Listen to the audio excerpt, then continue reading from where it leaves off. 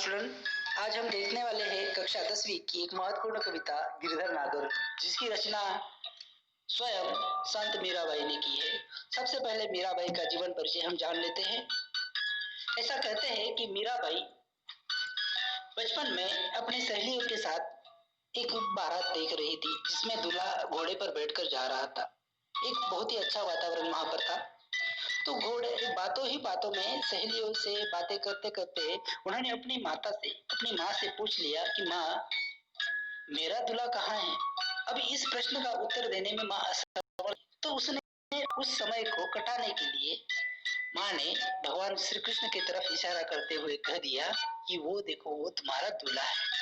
अब यही बाल मन ने इस बात को, माता की बात को सच मानते हुए भगवान श्री कृष्ण को अपना सर्वस्व, अपना दूल्हा मान लिया।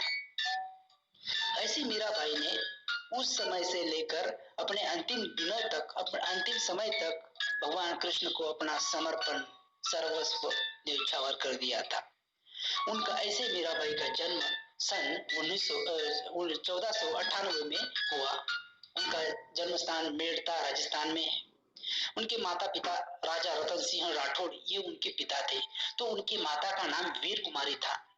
उनके दादा का नाम राव दुदा था। उनका विवाह जो था 1516 में राणा सांगा, उस समय के महान राजा राणा सांगा के पुत्र भोजराज से हुआ था। किंतु कुछ ही सालों के बाद उनके पति का देहांत हुआ। अब उस समय की जो प्रथा थी सती जाने की, उसका मीराबाई ने विरोध करते हुए वह घर बार छोड़ के चली गई और अपने कृष्ण भक्ति में लीन हो गई। इसी बीच में उन्होंने संत रविदास को अपना गुरु मान लिया था। उनकी भक्ति का प्रकार माधुर्य, दाम्पत्य, कांता, यह भाव था। और ये भक्ति करते करते मीराबाई का निधन 1560 ईस्वी में द्वारिका में हुआ था। आइए देखते हैं कविता की पंक्तियां क्या कहती है। मेरे तो गिरधर गोपाल दूसरा न कोई, जाके सिर मोर मुकुट मेरे पति सोई। छांडी दई कुल की कहानी कहा करी हो कोई। बैठी बैठी लोक लाज खोई। असुवन जल सिंची प्रेम बेली बोई। अब तक बेली फैली गई आनंद फल होई। दूध की मथनिया बड़े प्रेम से बिलोई। माखन जब काढ़ी लियो छाछ पिए कोई। भगत देखी राजी हुई जगत देखी रोई। दासी मीरा लाल गिरधर तारो अब मोही। देखिए दोस्तों, यहाँ पर मीराबाई कहती है कि प्रस्तुत पद में कृष्ण भक्त कवित्री मीराबाई द्वारा रचित है। मीराबाई ने श्री कृष्ण को अपने पति मानकर उनकी भक्ति की है। इसके लिए उन्होंने किसी की भी परवाह नहीं की है। अब तो फल प्राप्ति का समय आ गया है। मीरा कहती है, मेरे तो गिरधर गोपाल अर्थात श्री कृष्ण ही सर्वस्व है। अन्य किसी से मेरा कोई संबंध नहीं है। जिस कृष्ण के सिर पर मोर मुकुट है, वही मेरा पति है। मैं श्री कृष्ण को ही अपना पति, अपना रक्षक मानती हूँ। इस भक्ति के लिए मैंने अपने माता पिता, भाई बंधु, रिश्तेदार आदि सभी को छोड़ दिया है। मैंने तो अपने वंश परिवार की मर्यादा का भी त्याग कर दिया है। अब मेरा कोई कुछ नहीं कर सकता, अर्थात मुझे किसी की भी चिंता नहीं है। कौन क्या सोचेगा, कौन क्या कहेगा, समाज क्या कहेगा, इससे मुझे कोई लेना देना नहीं। मैंने तो लोक लज्जा को रोक कर संतों के निकट बैठना स्वीकार कर लिया है। जबकि उस समय यह महिला के लिए बड़ा कठिन काम था। महिला का काम सिर्फ घर के अंदर था, मगर यहाँ पर उसने, मीरा ने ये सब कुछ त्याग दिया था। लोगों को कहने दो, मुझे जो करना है मैं करते रहूंगी, ऐसा उसने ठान लिया था। और यही कहते हुए कहती है कि साधु संतों के पास बैठने से यदि कोई लोक लज्जा जाती है तो भले ही चली जाए, मुझे कोई अंतर नहीं पड़ता, मुझे कोई फर्क नहीं पड़ता। मैंने तो अपने आंसू रूपी जल से प्रभु प्रेम रूपी बेल यानी लता को बोया है। अब तो यह प्रेम की लता जो है फलने फूलने लगी है और इसमें आनंद रूपी फल आ रहे हैं। जो आंसू रूपी, मैंने इतने आंसू बहाए हैं और ये आंसू बहाने से ही प्रेम रूपी लता अभी फल देने लगी है और इससे फल आने लगे हैं और इसमें मुझे आनंद आ रहा है, आनंद रूपी फल आ रहे हैं। कवित्री कहती है कि मैंने दूध की मथनिया, जीवन रूपी दूध को प्रभु प्यार से मथने की क्रिया को बड़े प्रेम से मथा है। मतलब दूध मथने की जो प्रक्रिया होती है उस प्रकार मैंने प्यार को मथा है। प्रभु प्यार में दही मतलब जीवन को मत कर घी मतलब जीवन का सार निकल आया है और छाछ जो है मतलब विकार जो बचता है उसे छाछ कहते हैं, वो छोड़ दिया है। अर्थात सार तत्व को तो ग्रहण कर लिया है और सारहीन अंश को छोड़ दिया है। मैं तो भक्तों को देख प्रसन्न होती हूँ और संसार के रंग ढंग देख कर रोती हूँ अर्थात दुखी होती हूँ। मीरा अपने प्रभु से प्रार्थना करती है कि हे प्रभु, मैं आपकी दासी हूँ, मुझे इस संसार से पार उतराइए, मुझे पार कीजिए। इस संसार में जो भव सागर है, जो संसार भव सागर है, उससे मुझे दुख के पार लेकर चलिए। ऐसे ही मीरा अपने प्रभु से विनती करती है। चलिए दूसरा जो पद्य है उसके बारे में हम देखते हैं। पहले हम पढ़ लेते हैं उसे। हरि बिन कुन गति मेरी, तुम मेरे प्रतिपाल कहिए मैं रावरी चेरी। आदि अंत निज नाव तेरो हिया में फेरी। बेर बेर पुकार कहूँ प्रभु आरती है तेरी। यो संसार विकार सागर बीच में घेरी। नाव फाटी प्रभु पाल बांधो बुड़त है बेरी। बिरहनी प्यूकी बाट जोवे राखी लियो नेरी। दासी मीरा राम रटत है मैं शरण हूँ तेरी। देखिए मित्रों, इन पंक्तियों का अर्थ है कुन का अर्थ होता है कौन क्या। प्रस्तुत पद में मीरा ने अपने जीवन का सब कुछ श्री कृष्ण भगवान श्री कृष्ण को मान लिया है। वह कहती है कि संसार में मेरी एक ही गति, मेरा एक ही ध्येय है और वह है प्रभु में समा जाना। मीरा जी प्रभु का दास्यत्व स्वीकार करते हुए कहती है कि हे प्रभु, तुम ही मेरे पालन करता हो, तुम ही मेरे सब कुछ हो और तुम्हारे चरणों की दासी हूं मैं और तुम्हें आठों पहर मेरा हृदय तेरा ही नाम जपता रहता है। ये प्रभु, ये दासी मोह भरे स्वार्थी संसार के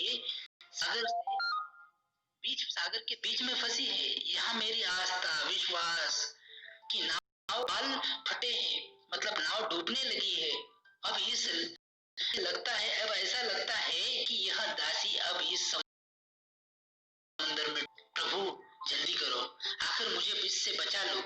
मेरा अब तुम्हारे सिवा कोई सहारा नहीं है। तुम आओगे इस विश्वास से बार बार तुम्हारे लिए समर्पित होने की प्रबल इच्छा जाग रही है। अब ये दुख, ये पीड़ा जो है ना, सहा नहीं जाता। प्रभु, ये दासी प्रभु तेरे नाम को रटते हुए तुम्हारे आने की राह देख रही है। जल्दी करो प्रभु, तेरे शरणों में समर्पित होना चाहती हूँ। मैं तुम्हें शरण आ रही हूँ। तुम ही मेरी अंतिम इच्छा हो, अंतिम ध्येय तुम ही हो मेरे।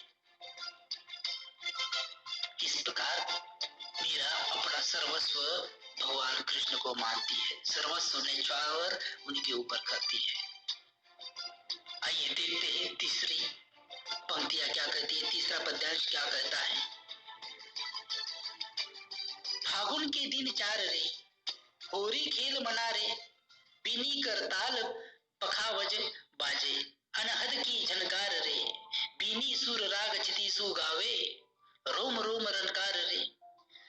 सील संतोख की केसर घोली, प्रेम प्रीत पिचकार रे। उड़त गुलाल लाल भयो अंबर, बरसत रंग अपार रे।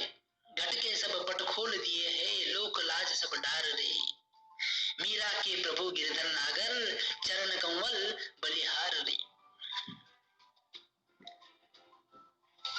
यहाँ पर फागुन का अर्थ होता है प्रसन्नदायक महीना। उसका अवधि कितना है, 3-4 दिन का है। 3-4 रे, जो प्रसन्नदायक जो वातावरण होता है किसी के भी जीवन में जो सुख के दिन होते हैं वो 4 दिन होते हैं। उसके बाद दुख और सुख का ये चक्र चलता ही रहता है। ये कम समय के रहते हैं। तो कवित्री कहती है प्रस्तुत पद में कवियत्री मीरा ने कहा है कि आध्यात्मिक साधना को होली के फागुन के रूप में निरूपण करते हुए प्रियतम कृष्ण के प्रति अपने समर्पण भाव को प्रतिपादित किया है। कवियत्री कहती है, अपनी आध्यात्मिक समाधि की अवस्था का वर्णन होली के खेलने के रूप में कराती हुई कहती है, फाल्गुन मास में होली खेलने का समय अत्यल्प होता है, अतः हे मन, तू मन भर की होली खेल ले। यह है कि जीवन अस्थायी है, इसीलिए भगवान कृष्ण से पूर्ण रूप से प्रेम कर ले। वे कहती है कि जिस प्रकार से होली के उत्सव पर नाच आदि का आयोजन होता है, खुशी भरा माहौल तैयार होता है, उसी प्रकार ध्यानावस्था में मुझे ऐसा प्रतीत होता है कि करताल, पखावज आदि बाजे बज रहे हैं। ये करताल, पखावज, इसका अर्थ है कि ये वाद्य के कुछ अलग अलग प्रकार है। अनहद नाद, ब्रह्मनाद का स्वर सुने दे रहा है, जिससे मेरा हृदय बिना स्वर और राग के अनेक रगों का आलाप करते नजर आ रहा है। इस प्रकार मेरा रोम रोम भगवान कृष्ण के प्रेम में डूबता जा रहा है। आगे वे कहती है कि मैंने प्रिय से होली खेलने के लिए शील और संतोष रूपी केसर का रंग घोला है। मेरा कृष्ण प्रेम ही होली खेलने की पिचकारी है, जिसके द्वारा फेंके हुए रंग से और उड़ाती हुई गुलाल से सारा आकाश लाल हो गया है, अर्थात मेरे हृदय में पूर्ण रूप से लाल अनुराग अथवा प्रेम का रंग भर गया है। भाव यह है कि संतोष और शील अपनाकर मैंने भगवान से प्रेम करना आरंभ कर दिया है। उस प्रेम में मग्न रहकर मैंने भगवान को अपना सर्वस्व अर्पण कर दिया है। अब मुझे लोक लाज का कोई डर नहीं है, इसलिए मैंने हृदय विकारों को, जो बुरे विचार है, को दूर कर हृदय रूपी घर के दरवाजे खोल दिए हैं।